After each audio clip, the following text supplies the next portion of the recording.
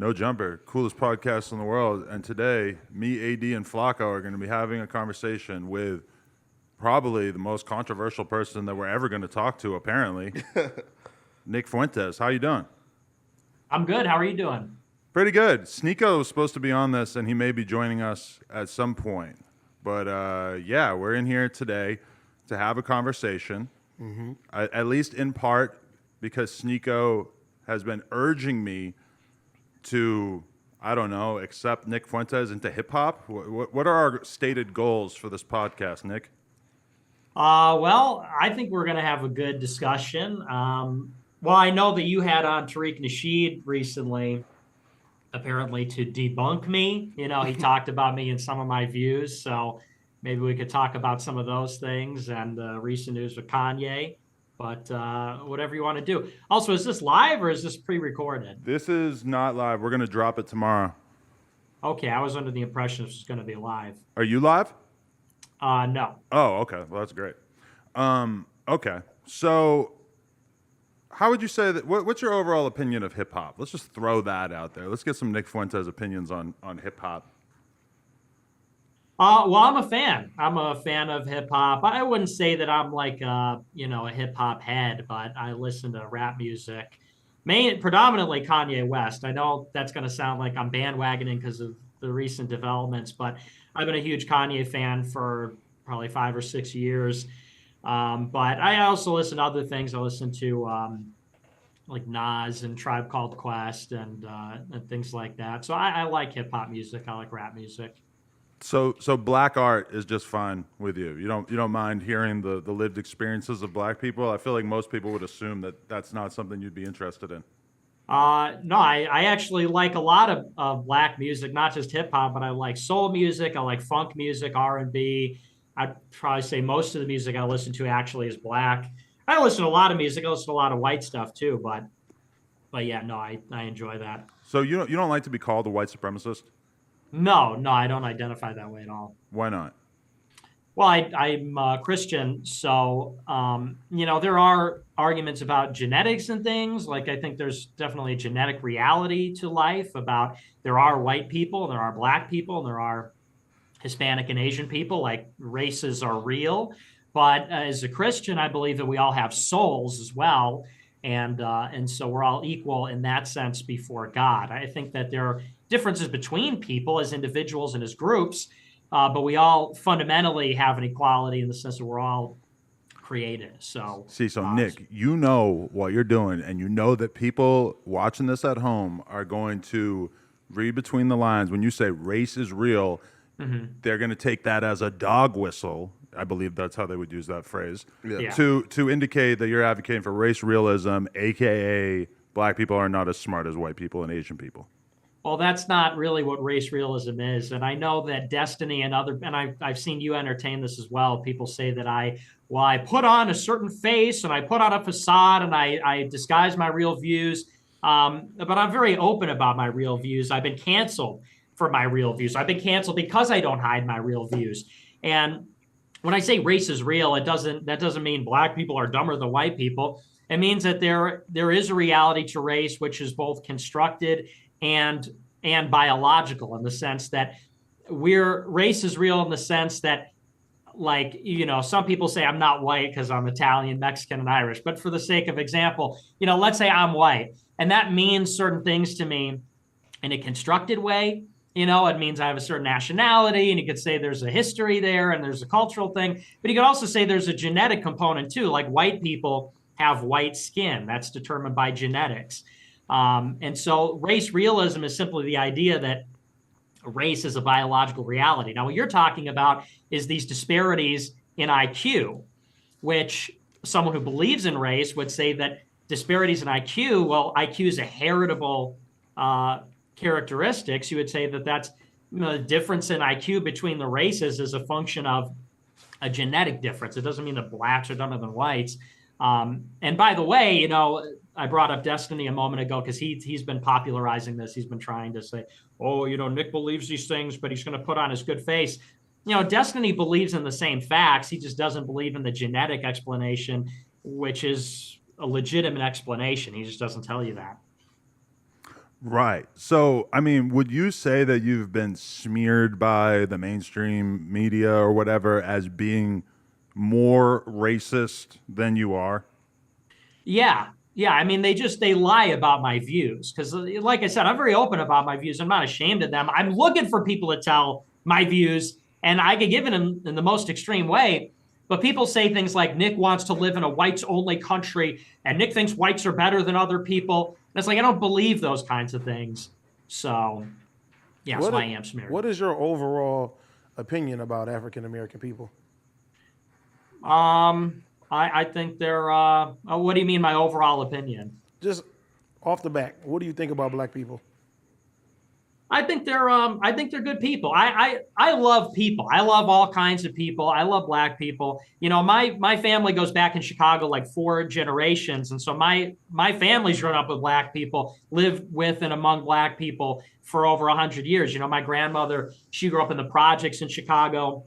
My parents, they ran a security school on the south side of Chicago, South Loop, where they train a lot of black people how to shoot guns and become security guards and cops and things like that. I grew up in the suburbs, so I didn't have as much interactions with black people as my parents and grandparents, but I think they're upstanding people. I like their art. I think they're talented. You know, I'm friends with a lot of black people, so. But you would rather live in an ethno state and all the races just sort of stick together? I wouldn't say that necessarily, because the thing is that all countries have some amount of diversity. What I would say is I'm against immigration, because America's always been a white and black country since its founding. You know, when the United States was founded, or when Europeans began to settle, even though obviously blacks were brought over as slaves, when they were emancipated and before that, it was a country that was white and black. And that is a dynamic that's changing in the last 60 years because of immigration. So I don't know that I would say like, oh, I'd prefer to. I mean, it is what it is. The country is what it is. I just want to stop immigration. In what sense? Like, you just think that we allow people into the country too easily, or do we not allow the right kinds of people? I've heard that argument, that it's easy for like low skill workers to get into America, and that they sometimes make it hard for like PhDs to stay in the country. It's just too many. That's the problem. Because the thing is, I guess I'll say it another way. I'm not necessarily against immigration, but we have now is like millions of people coming in every year, where you're getting tens of millions in a very short amount of time. And it's just changing how the country is fundamentally. Countries can have immigration. They can bring in, you could say, a lot of people without changing like the demographic composition of the country, which is what we're doing. We used to have an immigration policy for a long time where it restricted the immigration groups based on national origins, and we would let them in waves, so they would come in and they'd assimilate. What we had after the 65 Immigration Act and the 1990 Immigration Act is they just opened up the spigot of immigration, and the people come and they just don't stop, and they come in bigger numbers every year, and it never relents and it never stops. And what's happening now is it's just totally changing the landscape of the country culturally, in terms of the language, our identity as a nation. And that's honestly bad for everybody that considers themselves an American, I think. So, I mean, we can have low skilled people to address, you know, the labor needs, or high skilled people, depending on, you know, what you need. But bring in, you know, 100,000 people. Don't bring in like 3 million people in a year, you know? Right. What I will say is that when I see like a fucking refugee crisis, I'm just like, why is there any kind of pressure on us to allow any more people than we fucking feel like allowing into our country? Like, it's just not, it shouldn't be our problem at a certain point. And it's just crazy that we're expected to make this our problem, that people are just showing up and trying to come in. I don't know. And that's the question, is what is their government's responsibility to their own people? Every time there's a government that gets toppled, or, you know, there's a horrible economic disaster or something, like in Haiti's a good example. There's something going on right now. And the Haiti government collapsed because their government stole all this money. You know, they have this deal with Venezuela, where Venezuela loans them oil, and the Haitian government can defer payment for the oil, and they could sell the oil and then make money on it. And then they were supposed to use that for social programs. And the government just stole all the money. So then when the Venezuelan economy collapsed, they stopped exporting oil, and the fuel prices shot up. And now the Haitian government owes the money on the oil. And so now the economy's in free fall. There's gangs controlling the streets. And now all these refugees are coming to the United States and Central Like, America. look at this refugee right here. Gang. We talk about Haitians. Yeah. Yes. Sneako, welcome to the gang, I guess. Panel. Yeah. Not a gang. I'm not in a gang with Nick. I'll take that back. I'm in a gang with Nick. You are. go. See, I'm in God's gang with Nick and Ye. Jesus gang. Let's I'm go. glad that you're back. Well, you guys, AD will agree with you on that. He's a big God guy. Oh, definitely. Yeah, but I'm glad that Sneako is here because this was all his plan. I think that the whole theme here is basically Sneako saying that Nick Fuentes should be normalized and treated like a part of acceptable society, and that's what we're trying to hash out today. He should be. And I think now that Ye's getting canceled and that he just signed with Parlay is proving the fact that if you talk about a specific group, that you will automatically be deplatformed. And you saw, I don't know if you talk about what happened with Nori, but Nori went on every fucking radio show apologizing for someone else's comments because all Ye said was he's jealous of Jewish power. That's as far as it went. And then even if someone's That's a on nice your view platform, of what he said. He actually said something like way more aggressive than that. Yeah, but it was all because of the George Floyd comments. That too. I think like the Jews stuff almost got pushed to the background in favor of people really trying to cancel him for the George Floyd shit. Nah, hell nah. No, I think the Jewish stuff was 100%. definitely like the prominent issue there, right? I think they're both issues, but I just felt like I saw a lot more people honing in on the George Floyd shit. I've never seen anybody, like quote unquote, get mass canceled for being quote unquote racist, right? In terms of somebody black right now, I believe that Kanye, especially like this morning with Hot 97, they brought him on to like address like his statements towards like like the quote unquote like Jews, right? Not right, but no here, right? But look at this though, again. But the main issue was Kanye was quote unquote anti-Semitic, and he got canceled for that. And then Kanye went on Drinks Champ and pretty much doubled down on his takes on Jews, and that's what I think the issue is, bro. And again, like me personally, I don't think that Revolt or or like IG or like YouTube is out here canceling Kanye because he said some racist shit. Well, we don't know if we don't know if the Drink Champs interview was removed because of Revolt making the decision or YouTube deciding to remove it. Although if YouTube might have said we're gonna remove it if you don't remove it, or Revolt might have just done it on their own accord. Yeah, it was probably Nori's publicist. His manager called him up and privated said, it though. But Ye was wilding. Yeah. Ye was talking crazy about the Jewish power. So what you need to do to protect yourself in your bank account right now is delete the video and go on every single radio show and apologize, or else they're going to come after everything and all your money. And so he did that. He said, okay, it's actually not worth it. I don't care what Ye said. I'm sorry. I just want to keep my bank account and I don't want to go on a no-fly list because of something that Ye said. Well, it is weird if you're Nori and Kanye just start saying like, well, George Floyd died of a fentanyl overdose. And I mean, you're not the fucking coroner. Like, what do you know? Like how is Nori supposed to respond to that? Stick to the science of it, though. Yeah, They said that he lost his life because of a lack of oxygen. But does You know Nori what I have mean? these facts memorized? Like, that's why it's awkward. And that's why people say that we shouldn't platform people like Nick Fuentes. He's too smart. Because they're just going to say some random shit and we're just going to go along with it. But the more specific accusation about Nick is that he is basically bundling up his white supremacist ideas in this nice sports coat and everything, and that he acts real cool. Hey, I love black art. Yeah, Nas is cool. And that's what I like. That's what people are going to fucking destroy me for, is if I am not perceived as not pushing being back. aggressive enough towards Nick. And I seen some shit today, and I said, you know what? I usually don't do my homework and shit like that. I seen some shit today that made me disgusted as an African American Well, today. lay it out there, AD. All right, so for one, you said you never seen black people jog before? I'm at Arbery. Nah, You it's were not disgusted funny. by that? Yeah, Well, I'm white disgusted people by that jogging because- is a white people activity. No. But in the sense of Ahmaud Arbery, you know what I'm saying, the way he lost his life because jogging in a neighborhood, and then some, you know what they did to him. That's fucked up. You know what I'm saying? I'm a black person. I don't look like I jog, but I jog. You know what I mean? Like, Come on, where do you jog? You jog on the Yeah. streets nigga, in no, Lululemons? I don't live in the streets anymore. I done moved out the streets, so I jog in a nice neighborhood. Well, you where still I got stay streets. out now. Yeah. Well, yeah, the To streets. the sidewalk. yeah. Well, and if you look at the specifics of the case, though, and that's a little bit of old news, so I may be a little fuzzy on the details, but he was jogging a long way from where he lived. He was jogging in boots.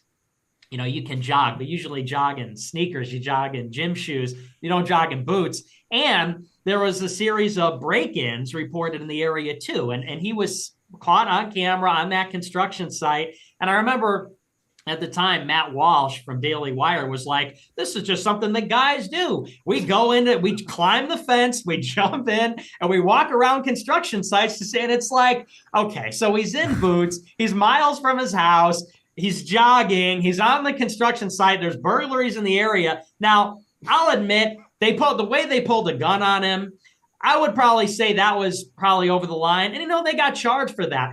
I would say, is that a first degree murder? No. You know, what do you call that? I'm not like a lawyer. I don't know what you would call that. But the point is they tried to make it out like this was the new Ku Klux Klan. The most you could say about it is the guys were overzealous about it. But a guy ended up losing his life at the end of it. Yeah. And I think that for them technically to pull, jogging. Yeah, right? I mean, you can't argue if all those facts are true of a guy fucking far from home jogging in work boots. That is pretty out of the ordinary. I think that the main issue people had with it was just the amount of force that those guys demonstrated and how comfortable they seemed to be with like basically taking the law into their own hands. Yeah. Yeah, and like I said, should they have pulled a gun on him? I said, I think that was inappropriate. But you know, they try to expand this because that preceded the George Floyd thing by a few months. They try to turn that into there's a systemic white supremacy problem among the police, and it's like that's where you draw the line. Is this sort of like a bad situation, or does this represent this horrible undercurrent? I think if anything, it's quite the opposite. I think if anything, blacks get treated better than white people. Hell no. Absolutely. I lived in some of these. I lived in Compton almost my whole life. And the way the police used to treat me and my friends was terrible, bro. And like not by the police. I'm talking about by the university. I'm talking about by the media, by the institution. Sorry to interrupt, but nah, I disagree with that as well too. I feel like now we're getting a lot of light shed on things because of social media and people having more voices than they usually have. But before, a lot of shit used to get swept under the rug. Like where I come from, I seen all type of, you know what I'm saying, injustice that people don't even get to talk about. I got a lot of homeboys behind bars for shit that they didn't do. You know what I mean? Like one of my earliest memories that I could tell you about, you know, I remember I was in a neighborhood one time and I got pulled over. And the police, they were asking me, oh, where you from and everything. They're checking my tattoos and stuff like that. I tell them, oh, nothing, whatever it is, what it is. The fucking, I don't know if it's a chief or whoever it was that pulled me over, he just leaves me for like 30 minutes. You know what I'm saying? In a bad neighborhood. And when he comes back, he smiles at me and my key is bent. I can't even drive my car. You know what I'm saying? Like, you want me to get hurt when I was just, you know what I'm saying, going to work. That's doing your what I'm doing. example of he left. Why is the neighborhood bad? What do you mean? Who's in the neighborhood? We was have that a white neighborhood? No, it's not a white neighborhood. He bent the key. He bent the key. Pretty Oh, fucked I up. see. Oh, I see. He bent. To where, he bent to your where keys, do you think couldn't- to where I couldn't start my car. You know what I'm saying? Why do you think though that I guess blacks are, like treated better in this country? Or why is it so hard to believe that there are racist police officers? I'm not saying there aren't racist. It's just police the idea that the officers. whole institution is white supremacist is I way agree over the with that, line. yeah. No. And we don't- that's kept to keep people brainwashed and yelling about stupid shit during a quarantine so that they focus on non-problems instead of what's really going on. No, but Black Lives Matter didn't solve anything, and they told us to focus on this one instance of George Floyd. So maybe Ye was wrong talking about the fentanyl, I'm not sure, but the whole idea of it was that George Floyd was just used as an example to make everybody outraged, and it worked. And we didn't solve anything with it. $85 million went nowhere, and the neighborhoods that they were trying to protect are worse now. Well, that definitely seems like it's true, yeah. No, but Yeah, and the thing is, I'm not like a big cheerleader for the cops or anything. I'm not like a Blue Lives Matter guy by any stretch. I'm not by any stretch a person that's going to say because there's cops that are assholes to black people and white people. And I think the cops as an institution are totally corrupt. When I say that, like George Floyd's a perfect example. Here's a guy who is a criminal. Here's a guy who is dealing drugs. He's got a long rap sheet. He's a burglar. And the guy clearly died from fentanyl. The autopsy report in that county said that he died of a heart attack. And he had all these drugs in his system. He not only had fentanyl, but also had methamphetamine in his system. But the So it's not really- coroner said the coroner that didn't he say died that. from He the died knee on his neck, from right? the knee on his neck. Autopsy said it was a oxygen. heart attack. Autopsy said it was a heart attack. Is there a disagreement between the Yeah. autopsy and the coroner? I believe there were 2 autopsies performed. I think there was one that was performed by the county and one that was performed by somebody else. But yeah, there was a dispute about that. And they did find drugs in his system. So, and in any case, But what does drugs have to do with the situation of why he got arrested in the first place? well, he died from he got arrested because he was trying to pass a counterfeit bill. So he was in the process of committing a crime. And then he was tweaking out because he was high. And then he was in this unfortunate position where, you're high and probably having some kind of heart attack or some kind of medical episode while you're in the process of an arrest. Well, if you can't breathe and you're screaming out, "Mommy," you know what I'm saying? And you're saying that you can't breathe, and they keep putting force on him. I mean, he was saying he couldn't breathe before he was on the ground. He was saying he couldn't breathe before they were trying to get him into the cop car, and he was saying that.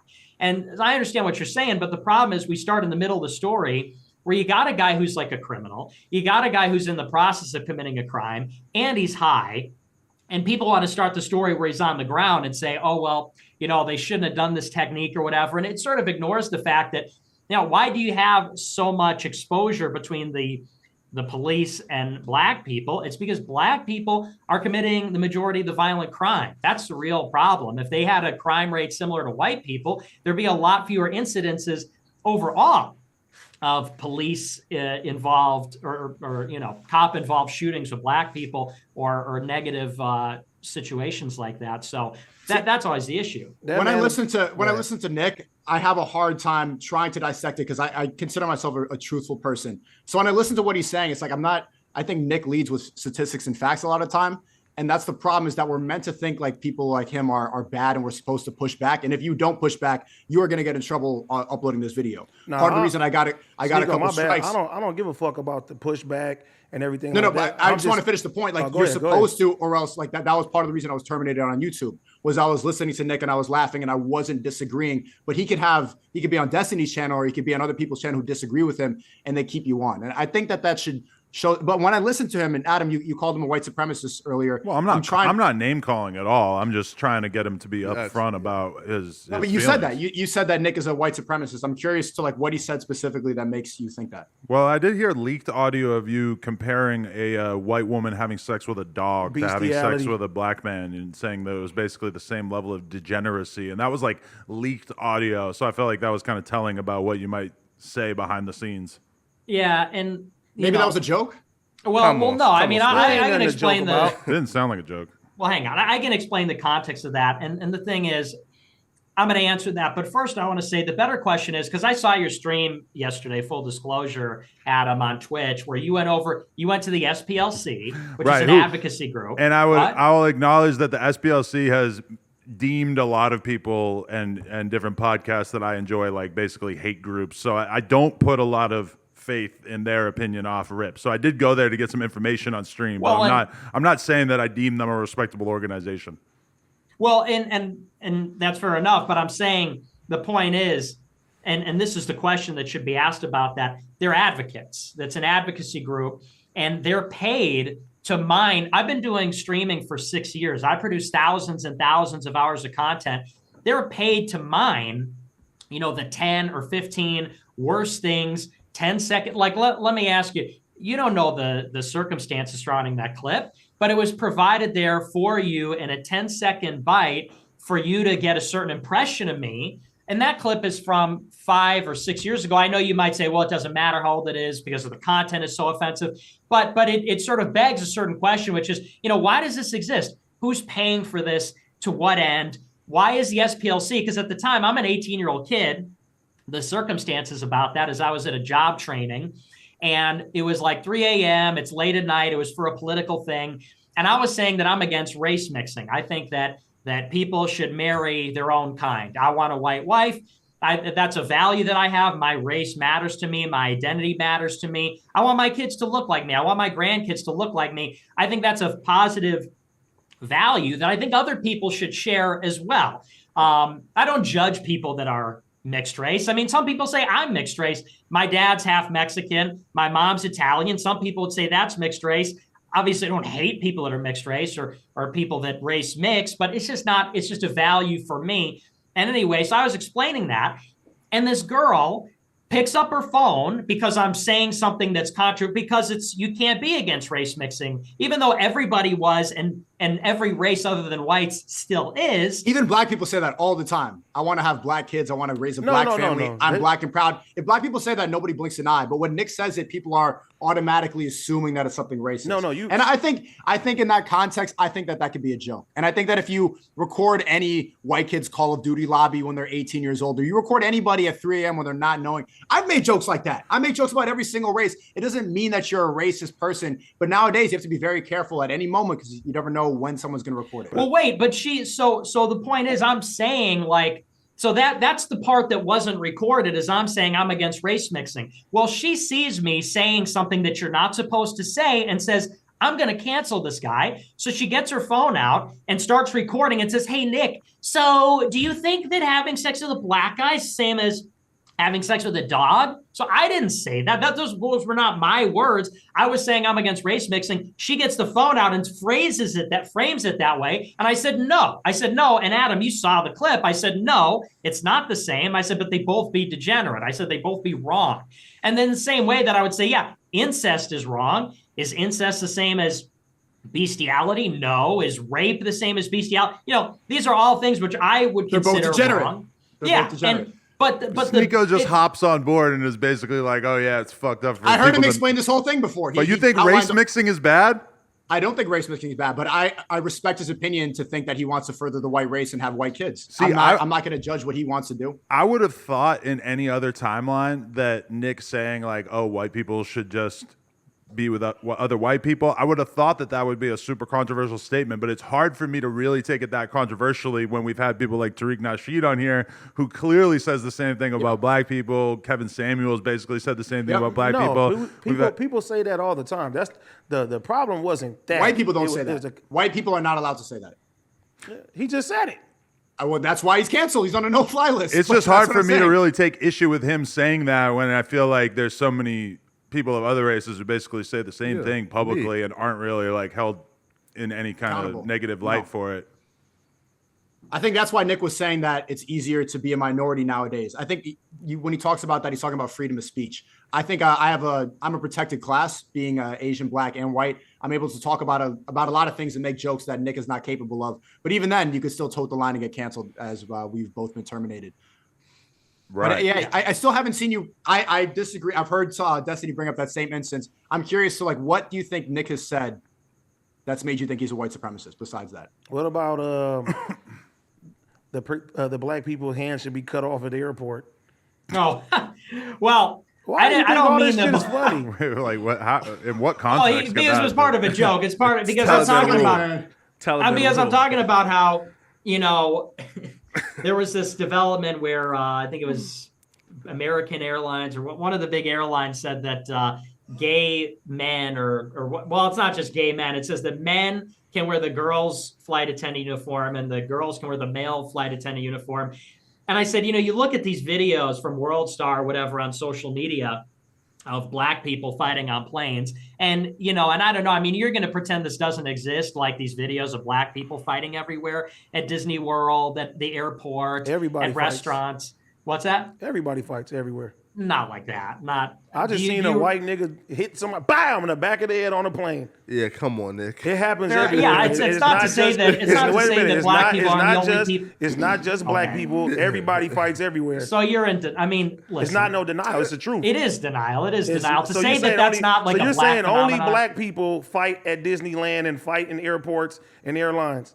I'm saying that when I go on social media, you with the truth, not what you see on social media. Where's the facts? I can show you videos right now where white people, black people, Mexican people, Asian people, everybody's fighting everywhere. Okay. I know everybody fights, but I'm just saying what I see on social media. Why single out? It happens more with black people. It happens way more with black people. See, I came up to the same conclusion before I even knew Nick when they were talking about the Stop Asian Hate Crimes in New York City. And then I talked to every single Asian person. And I went to these protests and it made me really upset. I watched all the videos and the uncomfortable truth was Asians were afraid to talk about how most of the attacks, I would say 90% of them were black people because it's a protected class. You don't want to come off racist. And so they lumped it in and they used the crime statistics, which is hate crime. And hate crime is anything. If you say the word, use a racial slur against an Asian person, that's a hate crime. But the Stop Asian Hate attacks was like when an old Asian lady gets pushed over into the train tracks, or an old Asian lady gets punched in the head 40 times.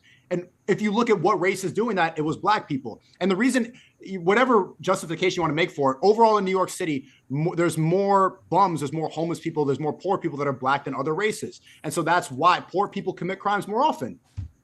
Again, like he's not wrong. Like we're 14% of the population, and we're responsible for 50% of the violent crimes. So he's not wrong. Like we commit violent crimes more than any other race. But I guess where AD point is simply just fighting at Disney World or at an airport. How do you just attribute that to black people?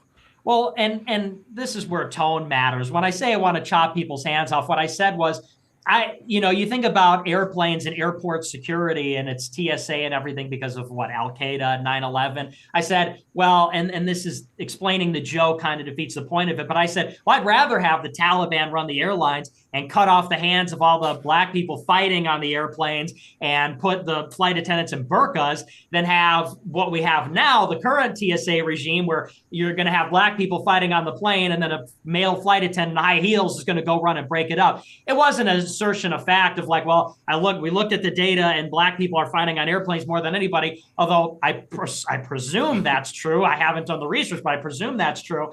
And so it's a joke.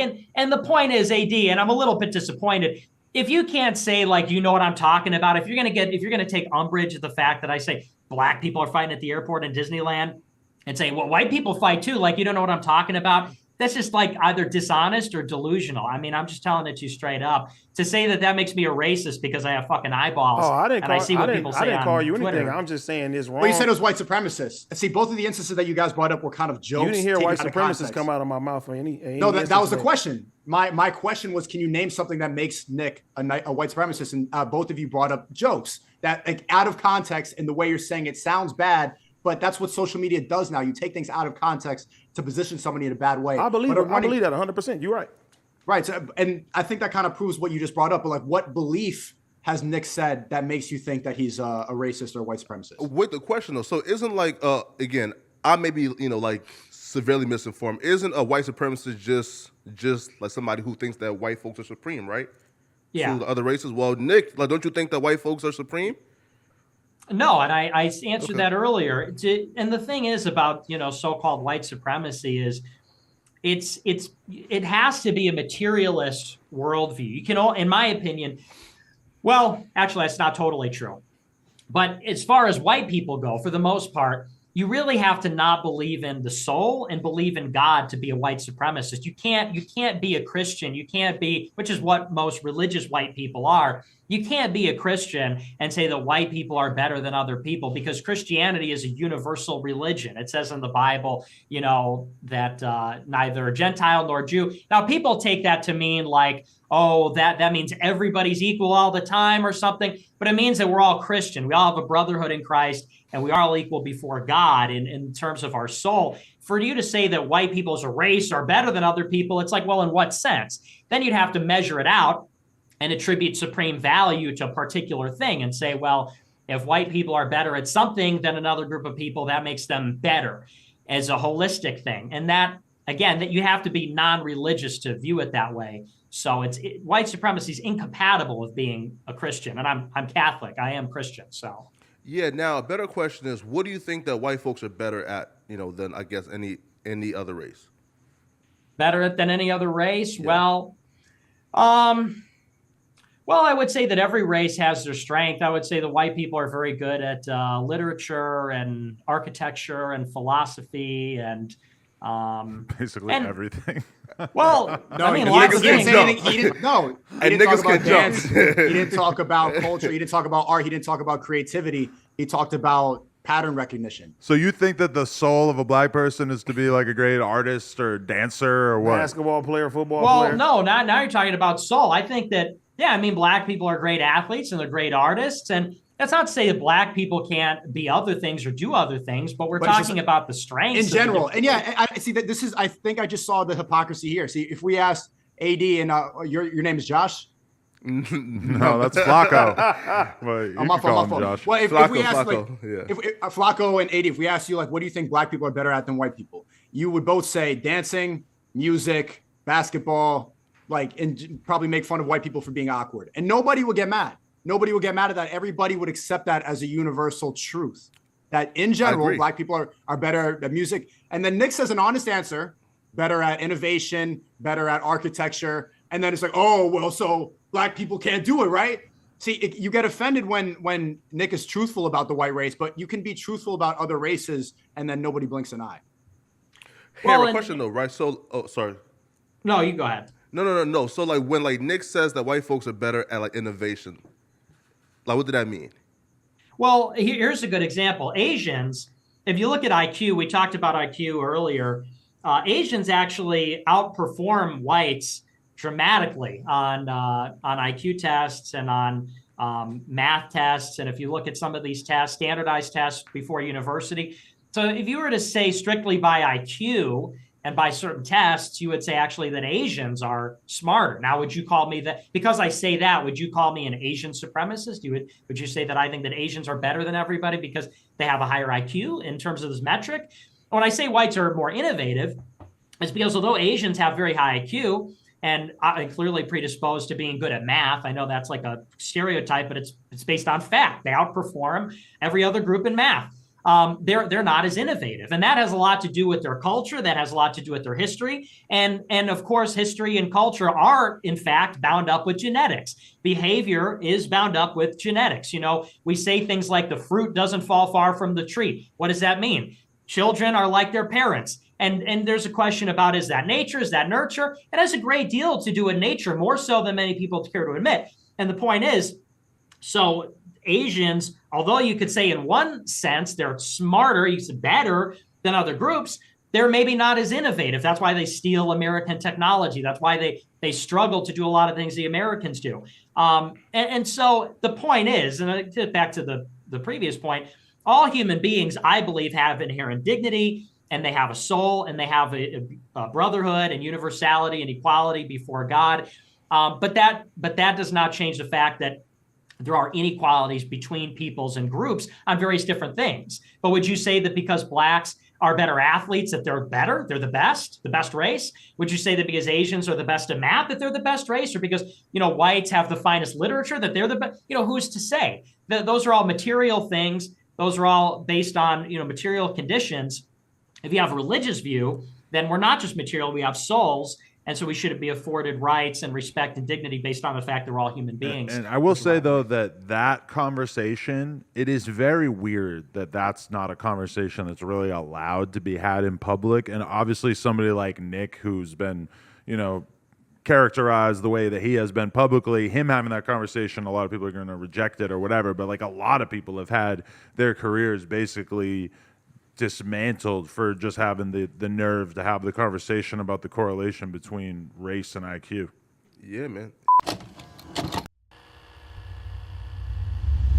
You got to just deal with Bitcoin now or what? Yeah, I basically just do Bitcoin. I mean, the thing is, I've had checking accounts. They just keep getting banned. I got banned from Bank of America. I got banned from Chase. I got banned from US Bank. I got banned from, I think, one other one. I was on a local bank. They just banned me a month ago. I started up a new bank account. I'm hoping that goes okay. But yeah, I mean, the censorship thing is really critical because it's like Kanye, years ago, maybe they forget, maybe not. He went on TMZ and said slavery was a choice. Now, would you say that constitutes something like slavery denial, if there's such a thing? We don't have a word for it. There's no museums, but would you say that constitutes something akin to? He said slavery's a choice, and he was fine. He was fine. He put out his Jesus is King album. He put out Donda. He performed in Atlanta. He performed in Chicago and Miami. Then he said white lives matter, and he started talking about Jews. Then he lost his bank account. Then he got kicked out of stadiums. Then he got locked out of Instagram. Then he got locked out of Twitter. It's like, yeah, that kind of says where the parameters are. What's the line you can't cross? Everybody knows it's Jews. So it's not comparable to blacks and Asians. Jews have the ultimate power. And that's not even anything hateful. I don't want people to label me as anti-Semitic. I'm already canceled, but that's just true. They have ultimate control and power, and they will abuse it if they need to protect their agenda. Yeah, I mean, there's no use arguing that one since we just saw it happen in front of our eyes with the Kanye bank situation. It's like, I mean, I don't know if he's going to end up regretting that one is wild. having said that shit or what, But No, I he's not. mean, He's a genuine person. I think it's good that he's starting this conversation because, like, me and Nick tried to have it, but we only have a limited level of power. The fact that one of the most famous artists of all time and a billionaire saying it is like good. Now people are going to start turning their heads to this. because this is the thing. I look down upon it, but there are a lot of fucking people out there who do not like Jewish people, and Kanye really is the first person I could pretty much think of in terms of like major celebrities to Nick come Cannon. out and really take that stance that you know that a lot of people would say behind closed doors. So Nick the Cannon fact did it. that He he lost a did lot of it, deals. because Ice he Cube really did it. sees himself as like the vanguard that's going to say hate the Jewish things people, that though. nobody else Well, will he say. says that black people can't never be anti-Semitic because we are Jews. That's what Kanye says. Yeah. Now He got the battery in his back from Candace, and he's out here saying shit that nobody ever said before.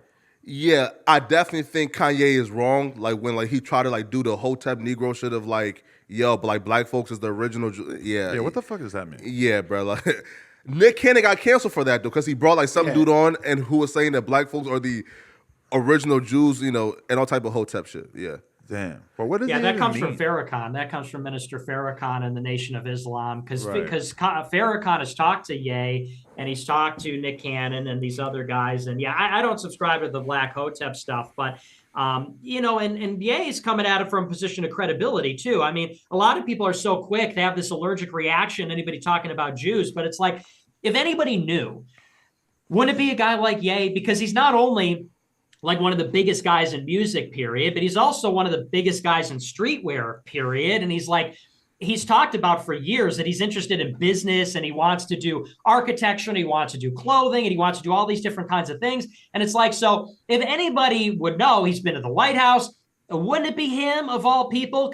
And the point being is, whenever you talk about Jews, people say, well, there's something wrong with you. Like you're like a sick individual, or you have some trauma, or you're insane, or you're a grifter. And it's like you look at Ye, who's clearly none of those things. Like he's rich. He's clearly going through a mainstream. mental fucking breakdown. Bot Nah, answer, bro. I don't He's think been on so. a mental He's- breakdown for 6 years. He's going through a mental breakdown, and then he's got a bunch of right-wing grifters like Candace Owens who got the battery in his back. He's just going out there to people like Nori who have never heard them, and he's just reiterating right-wing talking points that Candace is feeding him. And anybody on the who's, red hat. Candace Owens anybody is who's talking watched about her Jews? can see it transparently. Candace Owens is not talking Married about to a Jew, right? Candace is Candace smart enough Owens to not say that works shit for a publicly, Jew. but I'm sure he has all kinds of sources for his ideas at this point. Nah, I think it's just him working in all types of industries and seeing. If you work in the music industry, you know every single drill rapper has a Jewish guy behind him, and they profit off of murder. In every single industry, if you look at the end of the rabbit hole, it's always a Jew who controls it. Real Everybody estate, who has a food chance to is profiting off of murder in the Yeah. entertainment That's industry. it. All right, but that besides the point, Adam, that's the truth. You're Behind saying the the scenes, label owners, the people behind the the label scenes. owners, the real estate owners, like all the people with the most amount of money behind the scenes is a Jewish guy. And I think for Kanye to become a billionaire, he's seen a repeated pattern, and he's a type of guy who wants to give the power, that same power, to his people. And so he's talking about the fact that, look, why are we out here slaving away for Jews who are profiting off of us killing each other? Yo, And he's been saying this for years. Even before this, you say, well, he's in the midst of a mental breakdown. He's been talking about this stuff since 2013. When he was on the Breakfast Club in 2013, he said blacks don't have the same connections Jews do. And then the ADL came after him and said, that's anti-Semitic. That's an age-old anti-Semitic trope. And it's like, well, it's true. I mean, it's obviously true that Jews have connections everywhere in finance, Hollywood, media, universities. They're overly represented in university, 1,200%. 1,200% more Jews in Ivy League universities than in the American population. So it's a factual statement. Is that But because affirmative action helps them get more placement? Well, no. Well, number one, no.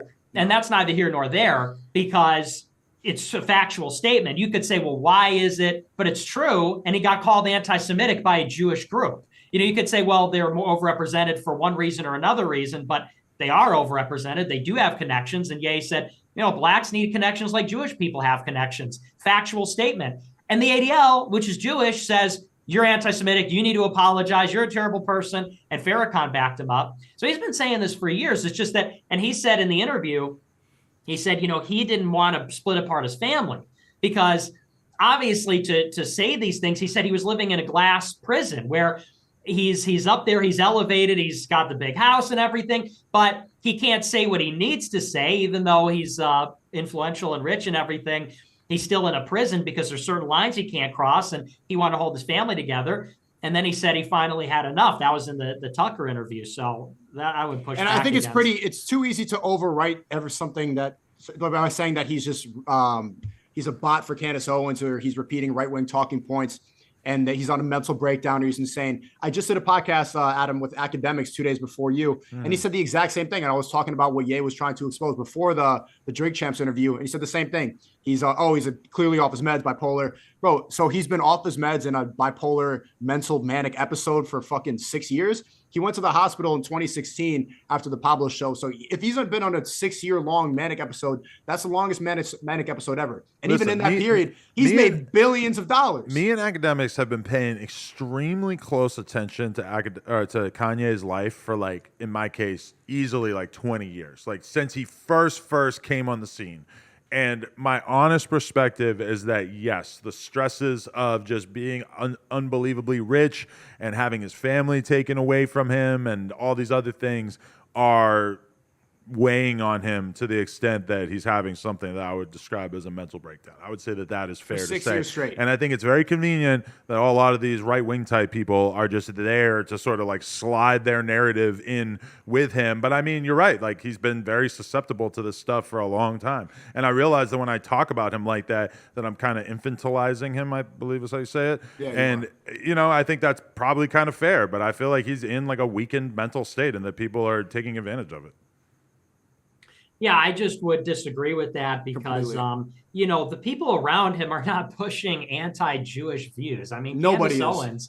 Owens, and certainly not Candace Owens. And to some extent, well, here would be my counterexample. In 2018, when he put on the MAGA hat and he went to the White House, two people came in: Candace Owens, who is his friend, and Candace Owens, at the time, she works now for Ben Shapiro at Daily Wire. At that time, she worked for Turning Point USA. She worked for Charlie Kirk.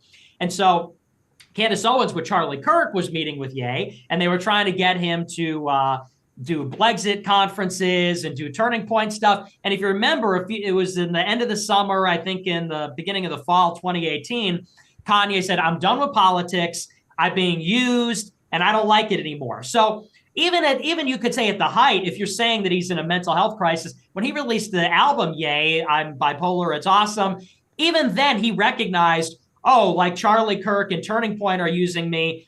He recognized that within months and said, yeah, I'm not really about this. I'm done with politics.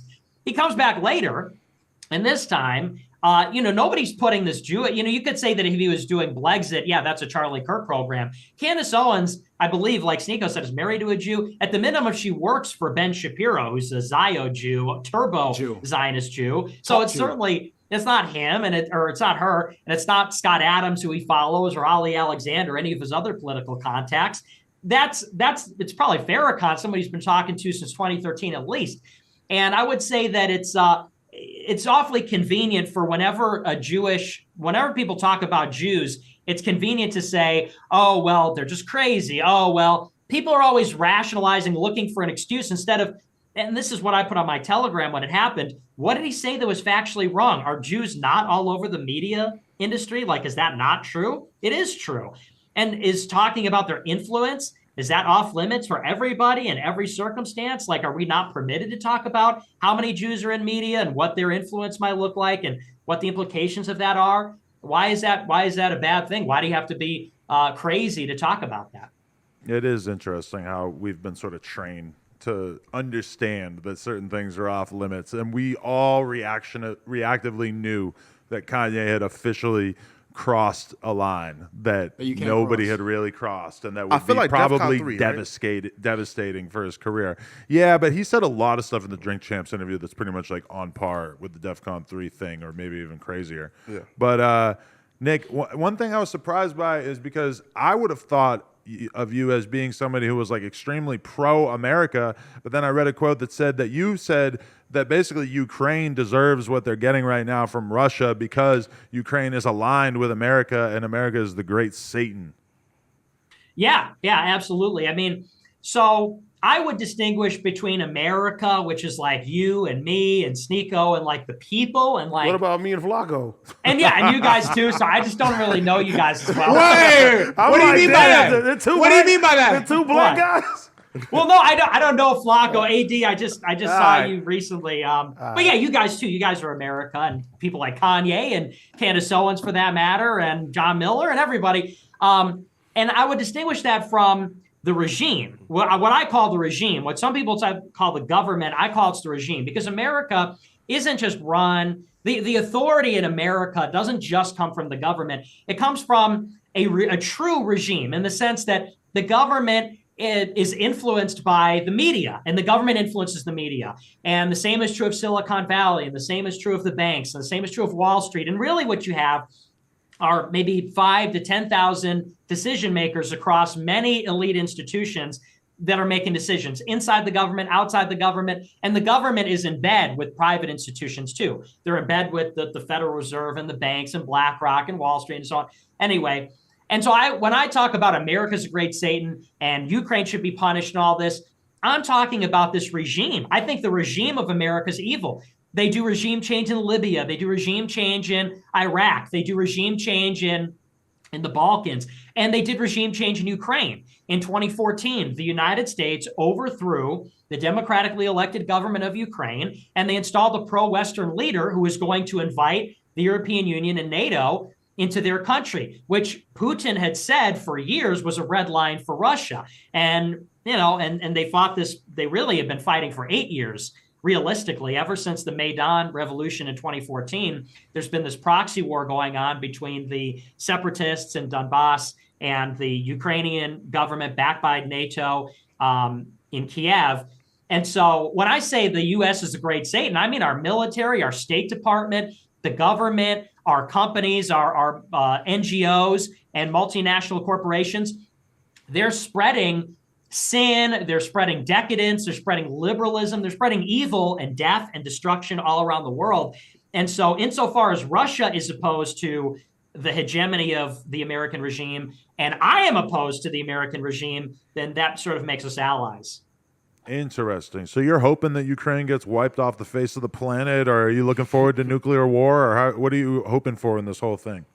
Well, I've been urging de-escalation. I think that the United States needs an off-ramp here. I mean, because things just keep escalating on both, it's reciprocal on both sides, and it is going to turn into a nuclear war if there isn't restraint, because it just keeps escalating.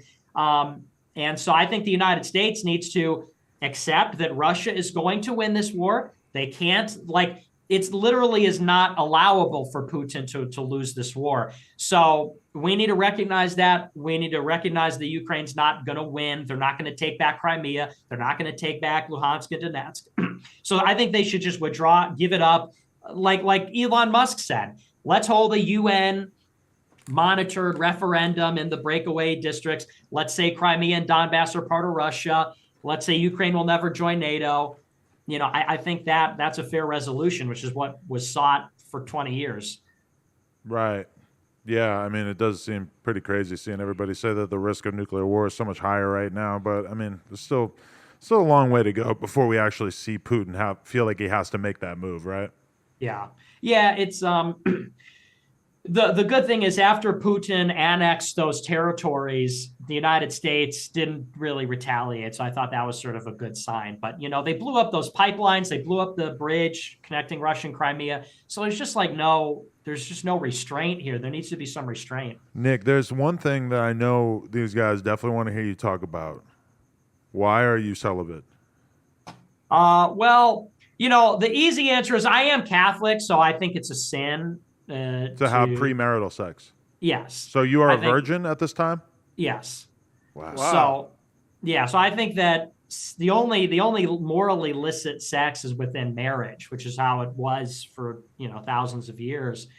But also I'm just sort of I'm like an eccentric. What you gotta understand about me is I'm like an eccentric genius. Okay, so I mean not only do I not only am I celibate because it's like the right thing to do, but also I'm just not really interested in sex. He can't connect with bots. He can't connect to normies on that level.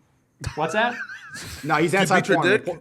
No, I'm anti-bot as well. You don't need porno to beat your dick, though. So you're on permanent semen retention mode? Well, I want to get married eventually. I'm gonna get So you're married saving all your eventually. jizz for your future wife? That's right. Yeah. Well, for Damn. Nick, how old are you? I have kids. I'm 24. Oh, he's a kid. That's what I couldn't believe when he said that he was 18, saying that thing about the white woman fucking the dog, being like fucking the black guy. Like, he's got white power in his fucking veins, bro. Like, he knew You from think a he was young older? age. That's kind of like I feel That's like why a the lot of government's people. afraid of him, man. I'm thinking a he's smart guy. fucking 37 years old. And No. what the He was a hell? college student causing havoc. That's how Yeah, he like, became famous. He's like a Nazi whiz kid. It's crazy. I'm not a Nazi. Come man. Well, on, you know, ish. come on. You know, like in that ballpark. Nazi-ish, right? I'm a nice guy, and the thing is, like, and I've put this on my Telegram. I want what's right for the country. I want to tell the truth, and the truth is uncomfortable. Like, believe me, I wish I could be a liberal because liberalism has a lot of nice promises. Sounds fun. Yeah, and that would be very easy for me to be a liberal. I was a libertarian when I was in high school, We all but were. I just realized the world is a certain way, and I wish it weren't that way. Like, I hate to be the bearer of bad news, but like, inequality is baked into the cake. That's sad. It's tragic in a lot of ways, but that's a human condition. And I think that the answer is compassion.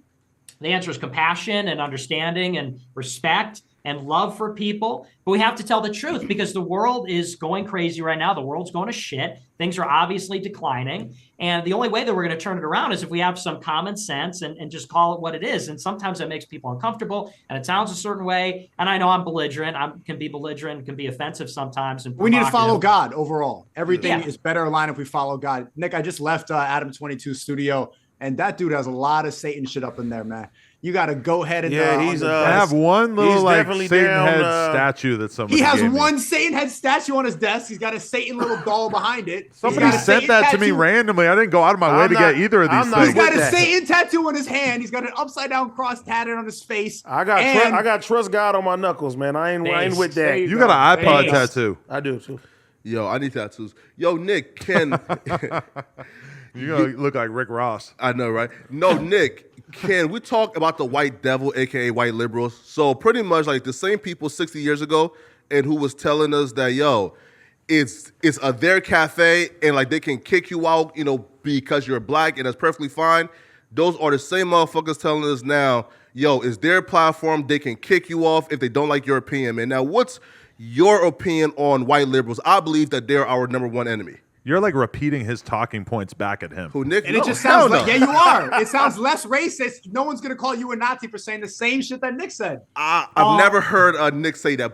But go ahead, Nick. Sorry. True, yeah, because I would say it's Jews. I wouldn't say it's white. Because the thing is, No. Yeah, it's white here's liberals why. for sure, man. White liberals are definitely the devil.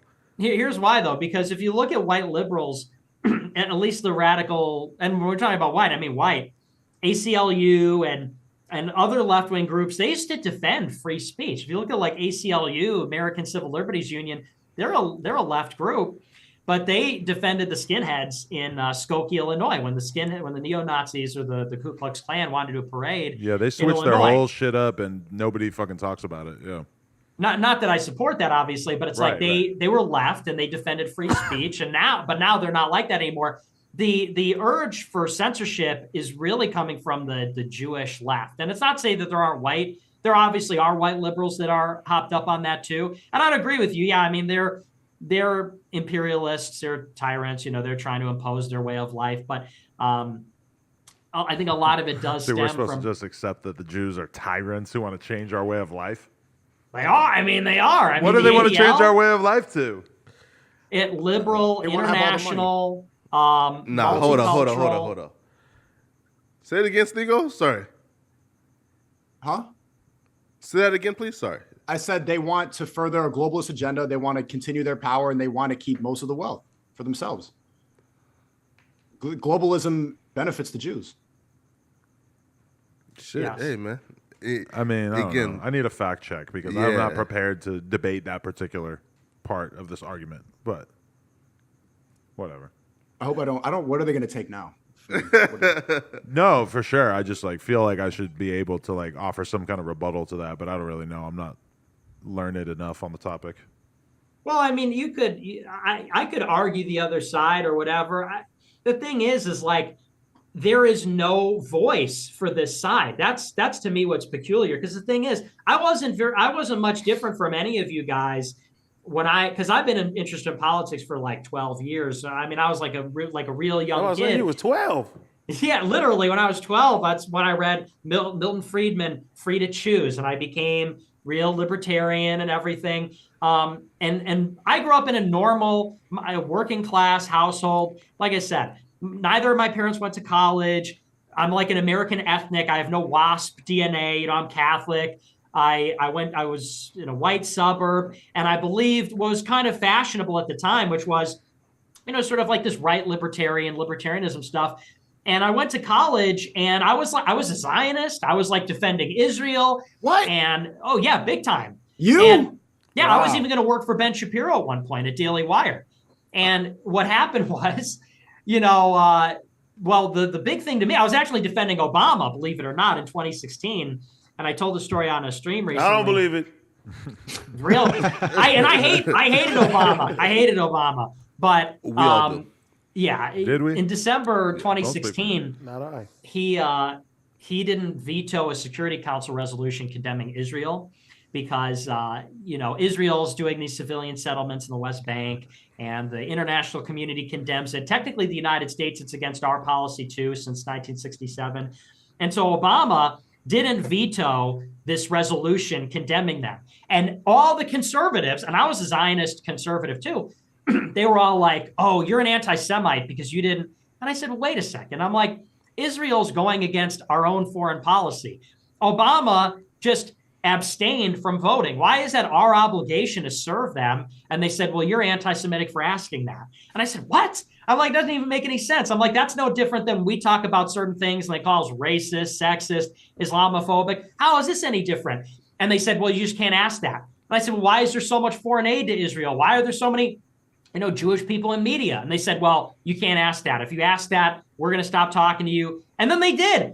I was talking to this girl in college, Cassie Dillon, and she worked at Daily Wire. And I was asking her, why do we give them $3.8 billion per year? Why did they write the clean break memo in 1994, which was basically laid the plans for the Iraq war 9 years before it happened, and so on.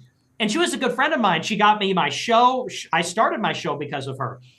And she texted me at one point and said, Nick, we're not in the same movement anymore. You're an anti-Semite. I'm blocking you on everything.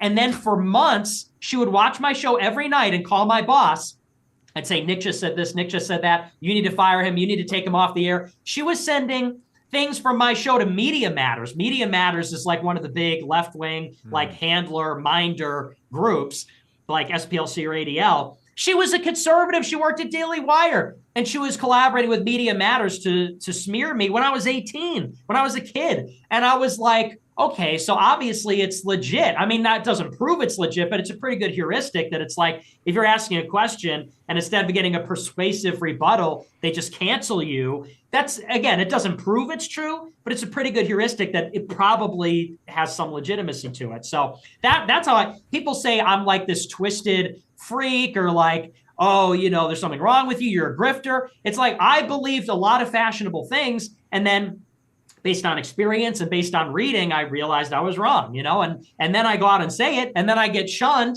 and then I come on here and Adam says, well, I've never heard this before. I don't know how to rebut that. And it's like, because he just heard the talking points that make him seem like a bad person because they try to censor the truth. Well, and I'm I think saying, that when you cite specific studies or whatever, it's like, okay, well, I'm not going to be able to rebut that because I'm not directly familiar with that. I'm sure But that it's not really- some of the stuff that you just said about the history of Israel or whatever, I'm sure that there's going to be people who call into question certain details about that. I'm not really educated on that, so I at least want Overall, to admit my shortcomings there. I've learned this from being canceled. It's not what you say, it's how you say it. It's Nick's general attitude. It's the fact that he's smart. He threatens the government. He threatens everything that the liberal agenda is about. And they just need to paint a picture of him that's bad. Like when I first had him on my stream, everybody was saying, no, no, no. I had him on and I thought he was cool. And later on my Discord, everyone was saying, no, no, no, he's a bad person, white supremacist. But I'm like, I talked to him and he seems fine. Everybody will try to shut out the truth because you're not supposed to hear it anymore. And I think that if we move into the right direction, I genuinely right here, I'm endorsing it. I think someone like Nick Fuentes can win the presidency in 20 years. Wow. If if America does not fall apart before then, I think he has the capability. I think he believes in America. I think he believes in the people. I think he cares about the right things, and I think he sees the truth. And he's also a good speaker. People could follow him. I think somebody who doesn't believe in race mixing is going to have a hard time getting elected to be the president. But at the same time, I do have to admit the rabbit hole is real, because if it wasn't for you and Destiny being cordial enough to sit down with Nick, then I would not have thought of him as being, somebody who is safe to platform, which obviously you guys can tell that that's like part of my concern here. I've had a lot of people reaching out saying that I'm fucking crazy for even having Nick on the show. But at the end of the day, I think we should be able to have conversations with people we disagree on, although I am currently wondering if this podcast is going to get taken down for Holocaust denial. There's a really good chance this is not going to make it. That part might have to get censored, which is a real shame, because then where does that content go? Maybe that goes on the No Jumper Rumble. Yeah, I would put some of it on Patreon, but yeah, it's gonna get taken down. Everything that I had with Nick got removed or got me strikes and stuff like that. Really? So genuine point. If you want to keep up your channel, I would be careful. Does Destiny make you like be careful about what you'll talk about when you stream with him? He won't let you. No, talk Destiny's about fine, or... because Destiny's a federal, like he's a Fed agent, liberal, so he's able to say whatever he wants with Nick because he disagrees with him. So they want you to disagree with Nick. They don't. If you agree with him at any point. Right now, I see you guys listening to him. You're like, oh, Nick's making some good points. That's going to get you in trouble. If you call him a Nazi for the rest of the show, it can stay up. But I got to get going. Well, you think you're good, protected. I got to get going. Thanks for having me on. Do you think that Destiny's posture is aggressive enough that that's why they don't feel like they have to take it down? Is because he's like arguing with him a lot? I think it concerns what we talk about, because and I don't know what Sneako got banned for specifically. I didn't see what was flagged. I don't watch all of his streams to know necessarily, but with Destiny, I would say that it's because we never really talked about COVID. I think that's probably a part of it, because with YouTube, there's specific things that you're not allowed to talk about. Like, you can't talk about election fraud, you can't talk about COVID, and those are two things I don't know that we've ever talked about. But yeah, I think it does have a lot to do with the fact that he pushes back. I think that insofar as you're answering it, insofar as you're, like you said, aggressively, combating it, then they don't consider that like advocacy, which is kind of fucked up that YouTube gets to decide, oh, this is your opinion, you don't get to have a YouTube. Oh, you disagree with that opinion, okay, then you're fine. Like, if censorship is reaching into that, it's one thing to say you can't say it. It'd almost be better if that's how it was. Right. You can't say this thing. But they're like adjudicating, well, this guy doesn't believe this, so he gets to have an account. And, that's kind of weird. That's a little bit, I think that's invasive. It is such a weird feeling to be having a conversation with somebody, and normally the only stuff that I'm thinking of in terms of stuff we can't show on camera is like boobs and maybe like somebody doing drugs or something. Like, there's not that many things we really have to avoid having on camera. So it's weird to be having a conversation where I'm like, no, this idea that he's saying right here is potentially enough to get this video removed. It's very like strange feeling I've never really had before. Yeah, man. Yo, listen, Nick, can we talk about our good friend Tariq Nasheed? Yeah, how you feel about him? Wait, so first off, did you guys have a debate at some point or a conversation on air? No, we've never talked. Wait, so I think he said during like my interview, and he was spanking one of like your friends or somebody associated with you, and then like they got to trolling. Yeah, so like, what's your like your opinion on our good friend Tariq Nasheed? Honestly, I'm not the biggest fan. Why? I just think that to me, he comes across as sort of disingenuous. Like as an example, he said that I was begging to do a debate with him on your show. I've never talked to Tariq. My people have never talked to Tariq, like my team. He's debated people I know, but he just straight up lied. He's like, oh yeah, that white supremacist, he's been begging to debate me. It's like, that's not even true. That's just a bald-faced lie. And he also said that I'm like a troll and like I conceal my real views and I'm just not a serious guy. It's like, that's not true either. And I feel like he makes a lot of these broad assertions like that, just sort of flippantly. So I think he's a little bit disingenuous, but he's funny. You do give me like super villain vibes right now. Why do I give you super villain vibes? I don't know, man. There's something about you, Nick. You could see him having a Joker arc. It's the background, I like the Joker. Yeah. It's the background. right? It's kind of like the background, man. Yo, so Oh, here, we lost Sneako. That's okay. He told you. Yeah, he left. Oh, he said he was leaving. Yeah, Oh, my bad. I got distracted by TikTok. Nah, yo, Nick. So like, what's your take on, I guess, black folks receiving reparations? I'm against it. Why?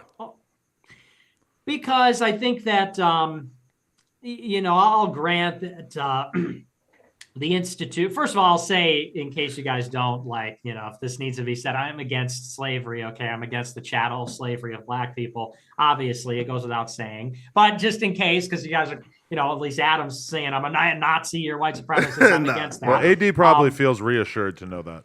Yeah. Okay, good. I just want to let you know explicitly.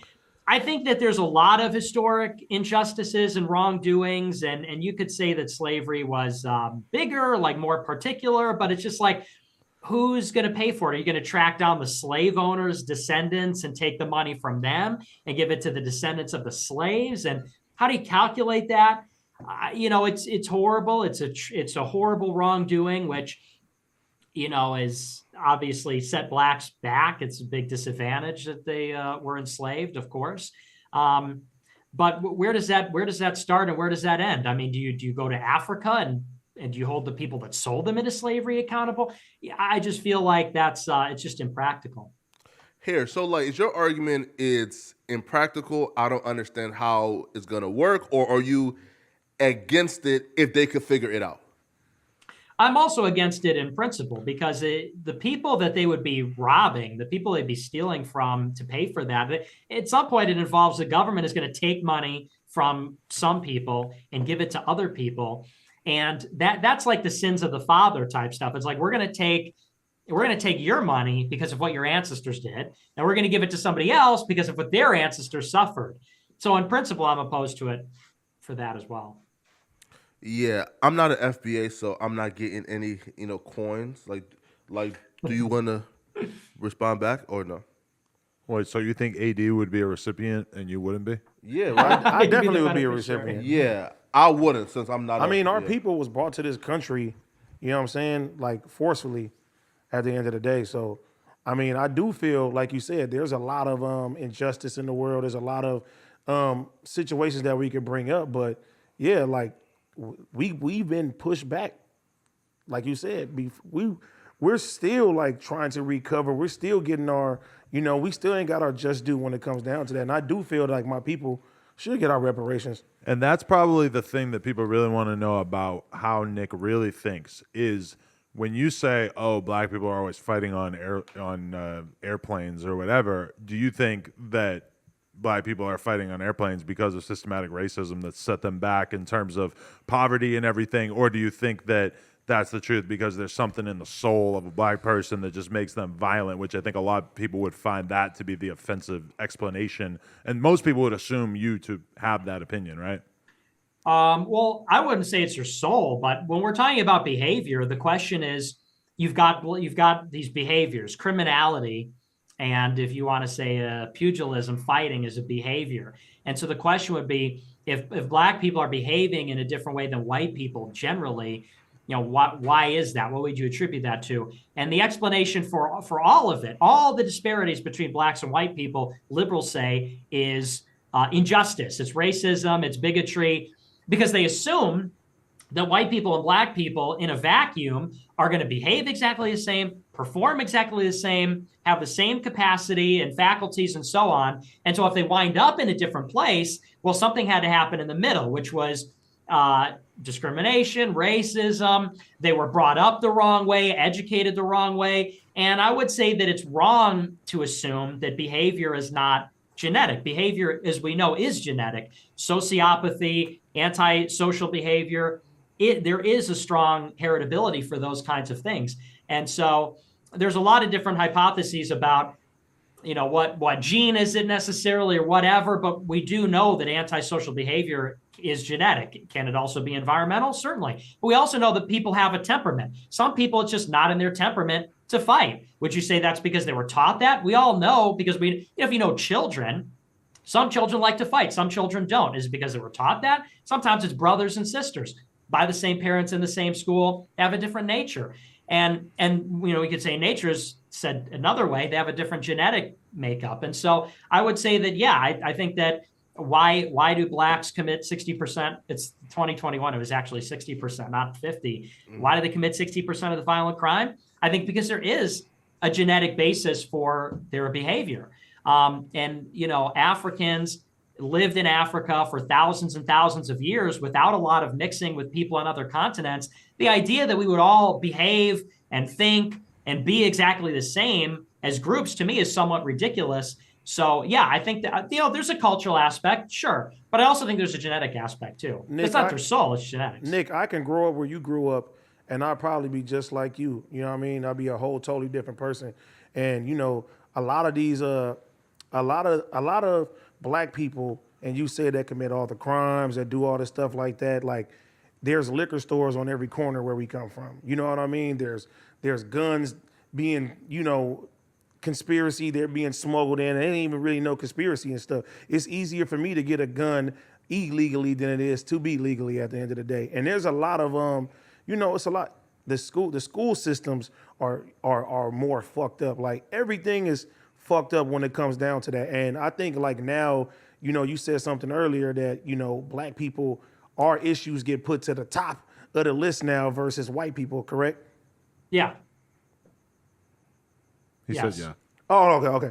No, but yeah, I feel like a lot of things is location. A lot of things is a lack of opportunity at the end of the day. I mean, even if you look at like something like Section 8, you know what I'm saying? It's like you can't have a man in the household, you know what I mean? Or with Section 8. So, I mean, a lot of these kids are growing up without fathers, without father figures in their system. I mean, in the neighborhoods and stuff like that. And there's a lot of situations, bro, that we can sit there and break down to why a lot of crime happens, why things are happening the same way.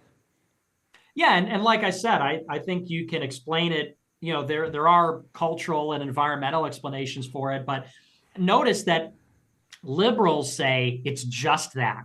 They refuse to even entertain the idea that there's a genetic basis for any of this, that it's racial, that's sort of cooked in.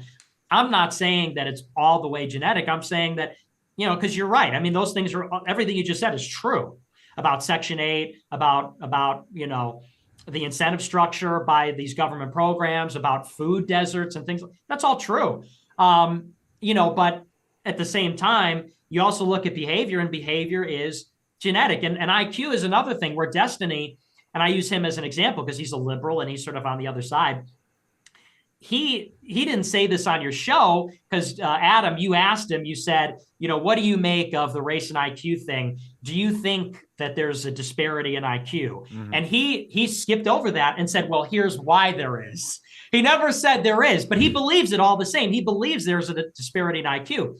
IQ is heritable. And IQ is also something that's a predictor. It's the best predictor of future success. If you look at people and you take a cross-section of a lot of different people and you look at where they wind up, the best predictor of their success is IQ, as opposed to environmental things, other factors. That's not a perfect one-to-one, but it's the best one. And IQ is a genetically heritable trait. And so he would say, well, your IQ is formed by your environment. Your behavior is formed by your environment. Everything's formed by your environment. What we're finding out with modern science is that so much is genetic. And I don't like that. It's uncomfortable. It's sad. It's tragic. It's inequality. But it is real. And if you want to understand how to help people and how to make things better, you're not doing people any favors by saying, well, they just are a victim of circumstance or something like this. Because I agree with you, those things are all adverse, obviously, but nobody will hear out the case that maybe we're not all starting from the same place to begin with, which I think there's a lot of evidence for that. So you're saying genetically black people are more angrier, or we have a gene in us to commit more crimes. Was your logic correct? Well, it's that they're more antisocial and a higher incidence of sociopathy, and on average lower IQ. And you look at the societies that Africans form elsewhere. I think it bears this out. people look at Africa. Africa's a total disaster. It's a total dump. Sub-Saharan Africa. How you gonna say And- that? We have most of the vast resources from Africa. It was also That's colonized taken- by everybody yeah, in Europe. they've been taking and shit. Well, yeah, everything that's- from that. That's where I'm going with that. Okay. So, people look at the state of Africa today, which is just unmitigated disaster, and they say, well, that's because of colonialism. Well, when the colonialism didn't begin until in the interior of Africa until the late 19th century. It wasn't until the late 19th century when there's this big scramble to colonize Africa. And when we arrived there, they didn't have written language. They didn't have two-story buildings. They didn't have complex societies. Like there's no real good record of African history other than what the Muslims or the Christians wrote in Northern Africa around the sort of West Coast, because they didn't have writing. And I don't say that to be ignorant. I don't say that to be funny. I'm not saying that to be a jackass. I'm saying that to mean, this is the state of development of that continent, of that people. And so in a sense, it's almost cruel then that you bring these people over into Europe, you bring Africans into Europe or in America, and then they're underperforming. And it turns into, it's the government, it's the programs, it's this or that. It's like, well, the level of development wasn't very high to begin with.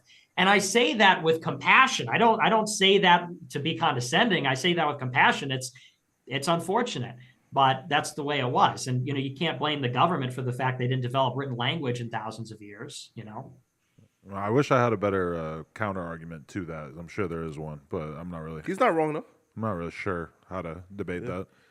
Well, You love to just latch on to whatever he says, though. no, Yeah, listen. though. Flakko doesn't I'm like actually black people. African. Listen, I'm actually Poetic African. Flakko though. doesn't like black people. Right? Like I'm actually African, and he's not wrong. Do you think there's something like inherently fucked up about African people? No. Maybe fucked up isn't the words to use here, but No. Right? Again, if you like take people who are, let's say, in uncivilized, and bring them here and put, let's say, like an IQ test in front of them, like they'll probably do poorly on it, right? So, right, again, just by default, currently, like we are somewhat be behind the eight ball, right?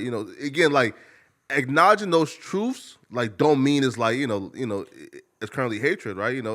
And like he's telling the truth, right? As somebody who's African, I can tell you, we're currently uncivilized. But even like the fact that he has such an interest in it is obviously part of his overall platform, being that white people are essentially superior to black people, right? Do you feel white people are superior to black people?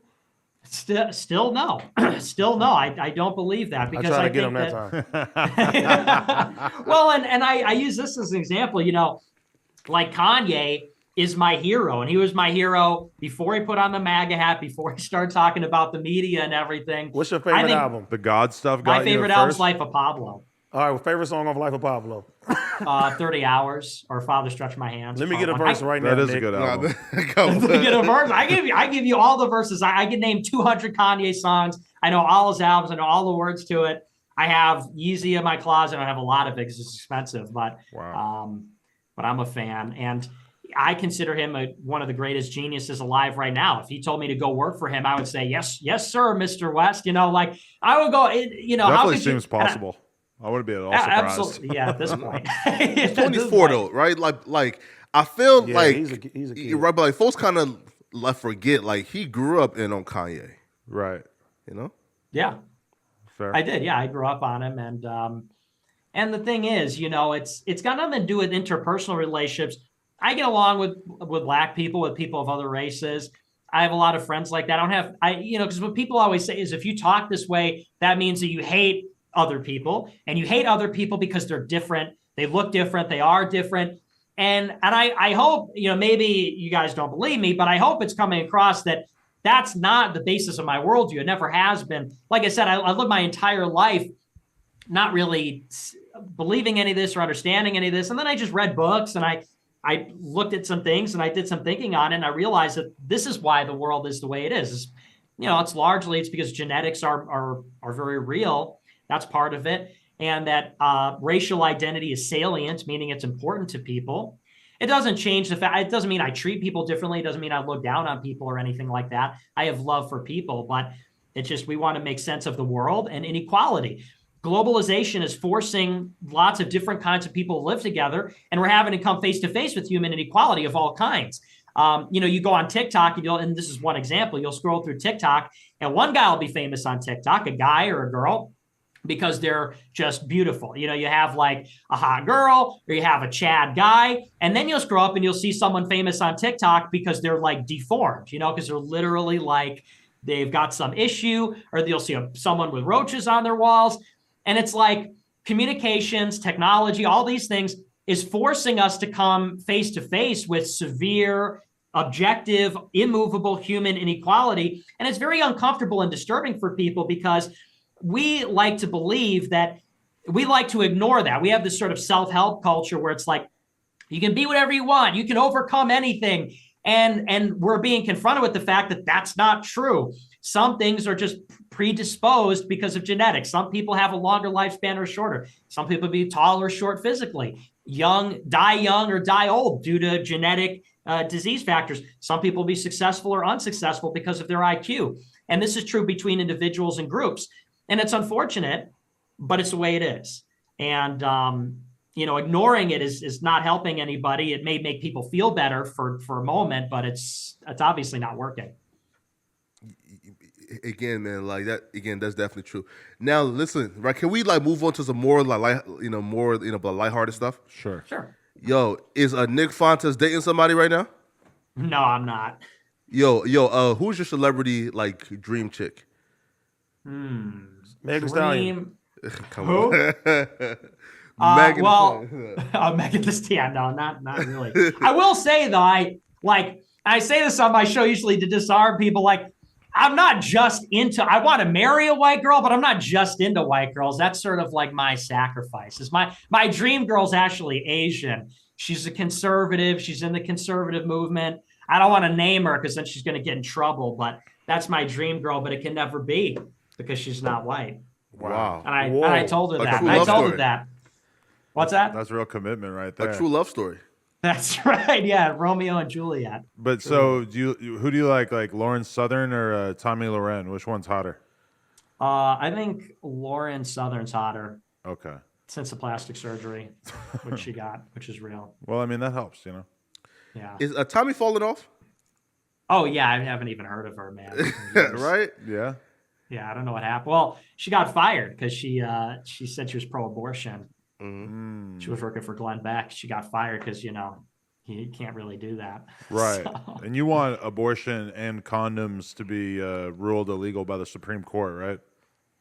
Well, right now, the Supreme Court says the state can't make it illegal, and I want them to repeal that. I think states should be able to make it illegal. And then you'd like to live in a state where it is illegal? Where it is illegal, yes. To purchase condoms? Yes. So you don't think more out of wedlock babies would be bad for society?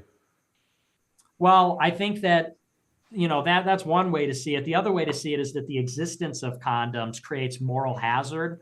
I think you may have more out of wedlock births with condoms because it's this idea of like a false sense of security. If you have condoms, then it's basically there's no penalty. There's no consequence for having sex out of wedlock. So people do it. And then if the condom fails or if, it doesn't work or whatever, maybe they wouldn't have had sex otherwise. We got to introduce him to NBA Youngboy. He got like 10 babies. He's like 22. Yeah, 23 now. You would love him. Yeah, maybe. AD had a baby at 18, and if condoms weren't 20. around, he probably would have had fucking 10 by now. Probably Probably, 17. yeah. Does late though? 20? Okay. 20 is late to have a child? In a hood, yeah. Wow. Yeah. Fucking Flakko.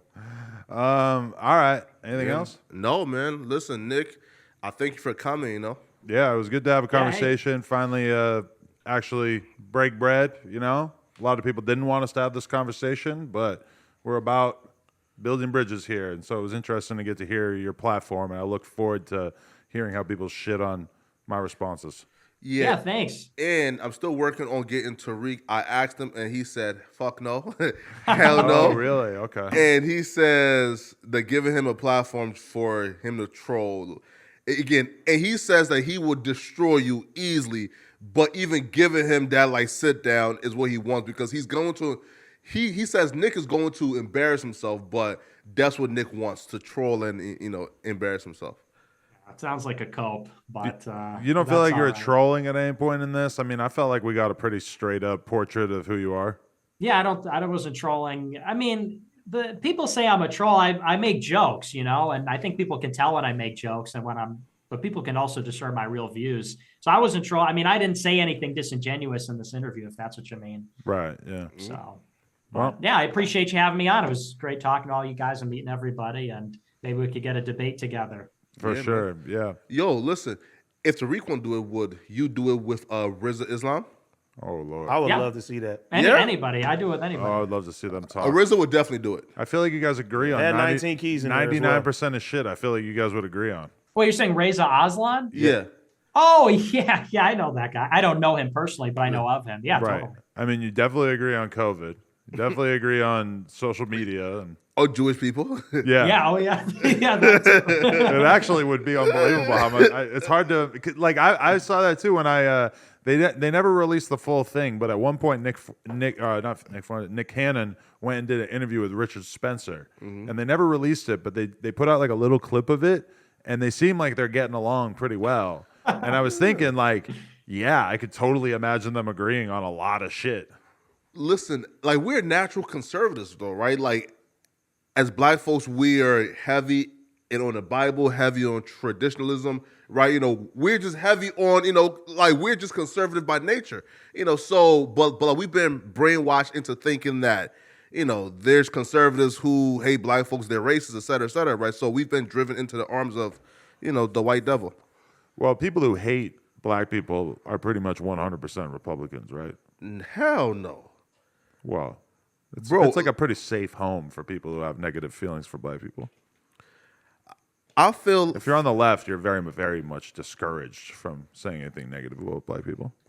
yeah, but when they go home, oh man, you know, when they tell their families, oh man, how I just saved the Negro today. See, he's convinced that I drive home screaming the N-word every night. I don't think you're a liberal though. I'll beat your ass. I am a liberal.